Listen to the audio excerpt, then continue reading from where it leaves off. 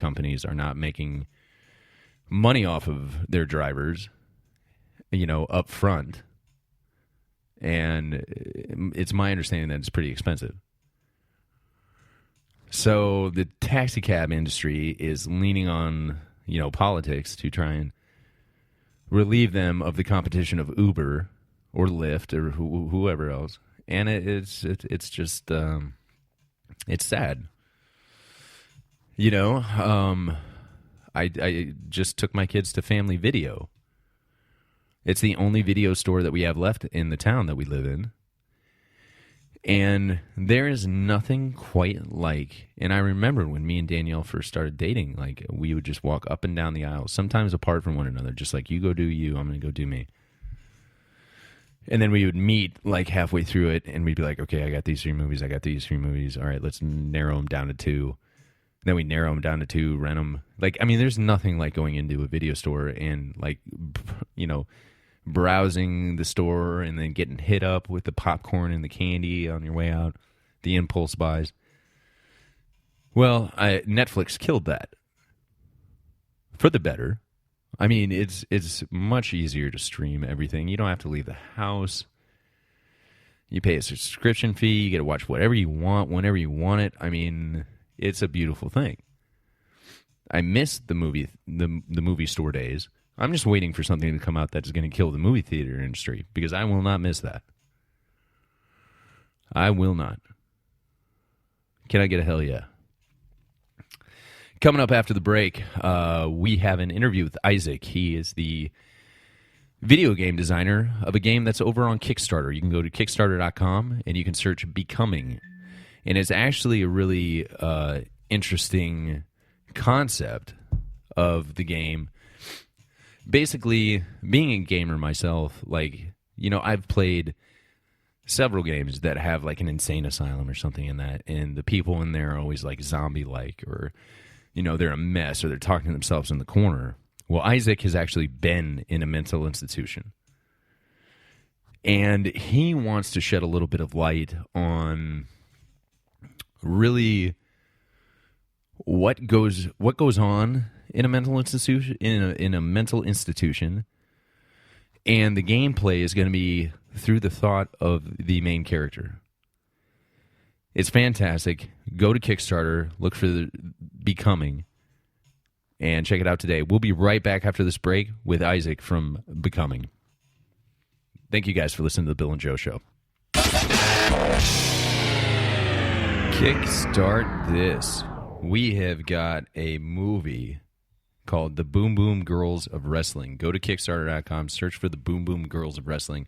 It's a pretty cool concept. It's directed and acted by an actual professional female wrestler who has written a script that it's these 4 gorgeous ladies, 5 gorgeous ladies, and they take a tour bus out to Hollywood, and they want to make it in the world of professional wrestling.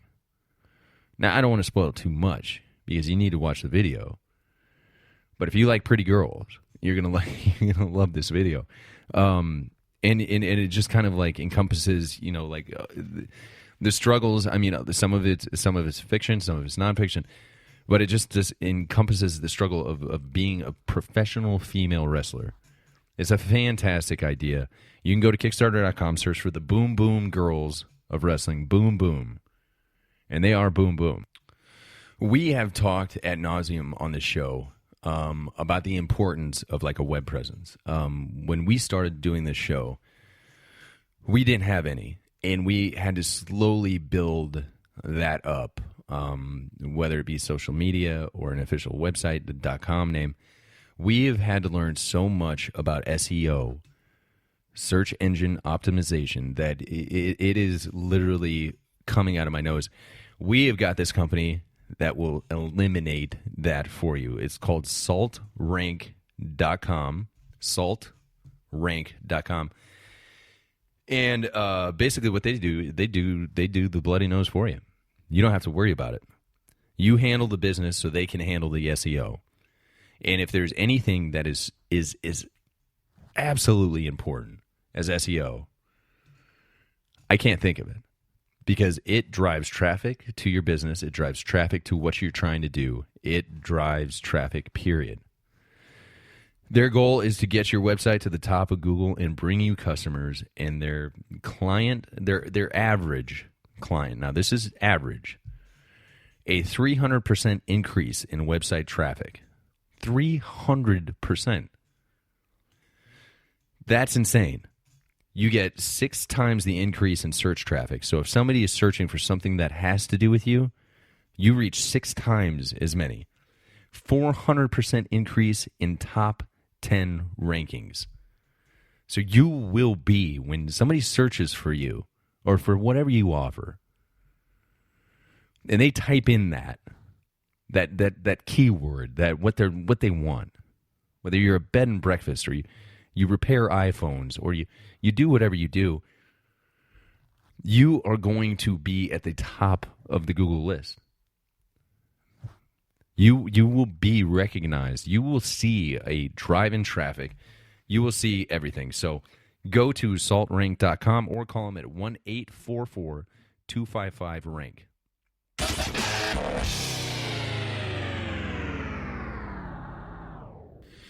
And welcome back to the Bill and Joe Show. I am joined by Isaac, who has got a Kickstarter going on right now. It's an interesting game, an interesting concept, and I don't want to ruin it for anybody. But it's called Becoming. You can go to Kickstarter.com, search for Becoming, and it's a game. I am proud to be joined by Isaac here today to tell me about this game and to tell you guys about the game.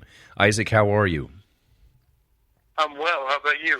I'm doing good, man. Thank you very much for. I understand that throughout this week, like you and me have had appointments, and I've canceled on you, and it's not fair. And you have been great with working with me and trying to get this interview done. So I appreciate your patience, and I appreciate you being on the show today. We're here to talk about your Kickstarter campaign called Becoming. What was the inspiration behind this video game? Because I feel like you could probably talk a little bit better about it than I could, because it's a fascinating story. Well, I've wanted to be a game developer ever since I first played a video game. I played Super Mario World at 5, and I was like, this is it. This is what I want to do with my life. Sure. And I didn't really know that people wanted to play the games I wanted to make until I played Dear Esther in 2009. And at that point is when I started thinking about being a game developer. And it took a few years to get to a point where I could really start learning game design. I had this total fear of coding. But once I got there, I thought, what is it I want to show the world? Games are basically art at this point, and the only thing I could think of that I thought would have any merit to, what I want to show everybody would be a game about mental illness, since I have struggled with it most of my life. Now let's talk about that for a minute. And you and I talked about this a little bit beforehand. Like what particularly, like struggling with it for your entire life, what do you struggle with, and how do you cope with it? Well, I have bipolar type 2. Really, for me, what that means is that I get these incredible lows where I just feel, it's like I get to this point every few days where it's like somebody tells me that my parents have both died. It's like just this horrible, crushing depression that comes out of nowhere for just no reason at all. And it has. I also just. Oh, sorry. Go ahead. No. It has nothing to do with anything that's going on in your life. It's almost like a. Yeah, it's I could actually be happy in my head. I'm not actually depressed about anything, but my chest, right where my heart is, just feels like it's empty. I don't know how else to put it. It's unfortunate that you feel that every couple of days for absolutely no reason whatsoever. Yeah, well, it sounds really melodramatic every time I tell people that, but it's the way I look at it is that it's really good for my music composition. A lot of my best music comes from when I'm at a really low place. So, Sure. There's good that comes from it. But So yeah, when you that what sucks about it. when you're in that low place, you turn to music instead of video games. Yes, actually, because video games for me, I'm not very good at games as much as I love them. And music has always been the thing I turn to, and definitely in becoming, I'm going to make sure that music is always going to reflect the way that the game feels. It's going to be a big part of it. Well, and I watched the Kickstarter campaign, and with a game like this, and you had mentioned in your Kickstarter that the main character, what it's going to have to do, what most of the game is going to have to do is the character's dreams. And you're thinking dreams, and there's like so much like music and sound effects and everything that goes into that. Like could you like explain exactly how the gameplay, like what am I doing? It's a first person, is that right? Yeah, it'll be in first person.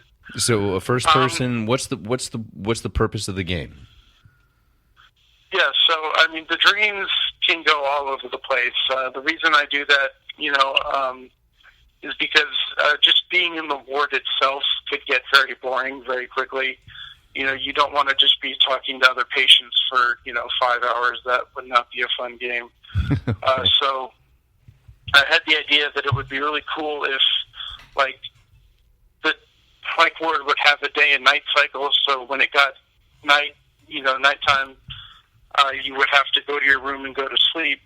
And then it would just seamlessly transition into you waking up in the bed of your house when you were a kid. And then you'd, walk around your childhood house like it's Gone Home style gameplay.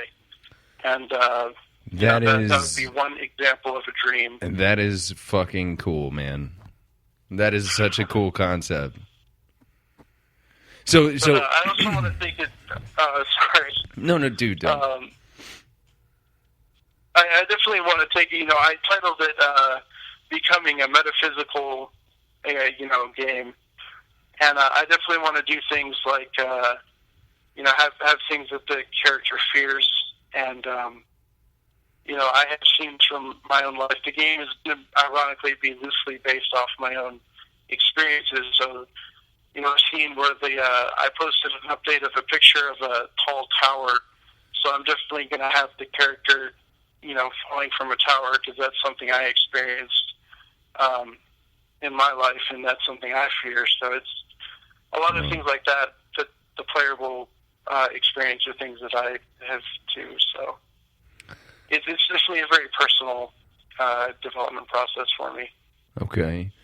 And like when talking about like being in a, one of the things that you said in your Kickstarter campaign was that, I mean, you're right.